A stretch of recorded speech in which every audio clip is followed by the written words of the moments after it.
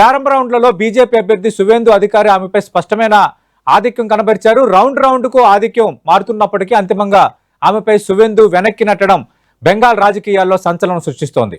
తమిళనాడు ముఖ్యమంత్రి స్టాలిన్ కు తన కంచుకోట అయిన కొలత్తూరులో ఊహించని షాక్ తగిలింది. ఇక్కడ టీవీకి అభ్యర్థి విఎస్ బాబు ఆధిక్యంలో కొనసాగుతున్నారు.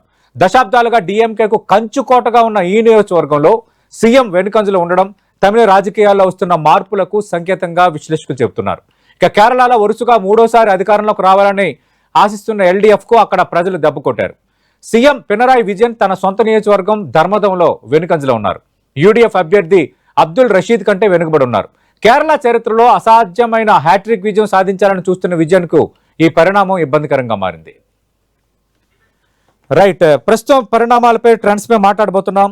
చర్చలో పాల్గొంటున్నారు కాంగ్రెస్ నేత శాసనమండలి సభ్యులు బల్మూరు వెంకట్ గారు, అలాగే భారతీయ జనతా పార్టీ నుంచి ఆ పార్టీ జాతీయ నేత ఎస్ కుమార్ గారు డిబేట్ లో జాయిన్ అవుతున్నారు. అలాగే అనలిస్ట్ పాపారావు గారు కూడా డిబేట్ లో ఉన్నారు. అయితే ఇక్కడ సిగ్నిఫికెంట్ గా చూస్తే ఈ రోజు డిబేట్ లో ఉన్న బల్మూరి వెంకట్ గాని ఎస్ కుమార్ గారు కానీ ఇద్దరు కూడా ఎన్నికల ప్రచారంలో ఉన్నారు. పార్టీల తరఫున కీలక బాధ్యతలు కూడా నిర్వర్తించారు. బల్మూరి వెంకట్ గారు అటు కేరళలో ఎన్నికల ప్రచారంలో నిమగ్నం అయ్యారు, చాలా రోజులు అక్కడ ఉన్నారు, దగ్గరుండి పార్టీల వ్యూహాలు ప్రతి వ్యూహాలు చూశారు. అలాగే ఎస్ కుమార్ గారు తమిళనాడులో పార్టీ పరిశీలకుడిగా తన సేవలు అందించారు. కాబట్టి మనకి ఇంకా క్లియర్ కట్ గా ఇంకా మనం అనాలిసిస్ చేయడానికి మరింత స్కోప్ కలిగించే అంశం.